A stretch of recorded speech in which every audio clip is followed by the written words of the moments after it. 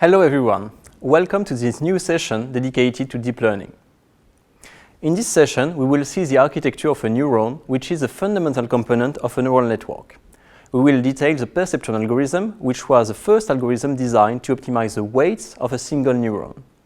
Unfortunately, one neuron has limited approximation capacities, and for this reason, we want to go beyond this simple model by, for example, combining multiple neurons together. This will lead to the neural network architecture.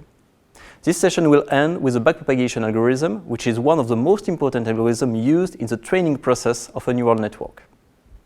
In the next session, we will detail what features you can specify when you implement a network, that is a set of hyperparameters, and the type of regularization you may want to add in order to prevent overfitting. Finally, after the first two sessions, you will understand all components composing a neural network. Before studying a neuron in an artificial neural network, we are going to detail what is a real neuron.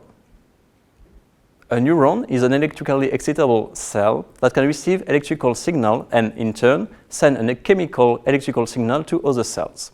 It is composed of a soma, the cell body, dendrites, and a single axon. Most neurons receive a signal via the dendrites and soma, and send a signal via the axon and the synapses. Some neurons have up to 1,000 dendritic branches, which allows them to take inputs from tens of thousands of cells. Most neurons exhibit an all or none response, meaning that if a neuron produces a signal, the signal is always of full strength. Varying the strength of the input signal does not change the strength of the output signal, but can increase the firing frequency of the neuron. Just to give you an idea, the human brain has around 10^11 neurons. Neural network originates from the idea to create a model of how neurons in the brain interact in order to ultimately simulate intelligent behavior. The fact that intelligence can be modeled via many simple units connected to each other is called connectionism.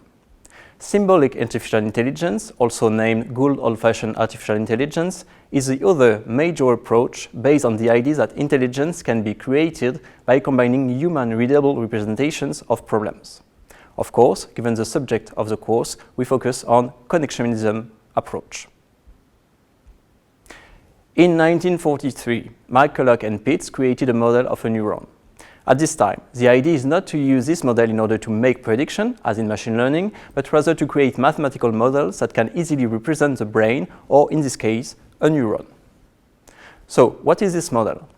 This model of a neuron takes binary inputs, then computes a weighted sum of these inputs, and returns 1 if the result is above some threshold, and 0 otherwise.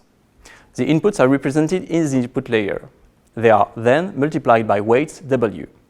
They are added together, and a bias B, a real number, is also added to this sum. Then the function sigma, here taken to be the indicator function of positive numbers, is applied to this sum. This gives the output of the neuron. All in all, this is really a simple model which takes a vector of zeros and ones and output a number 0 or 1.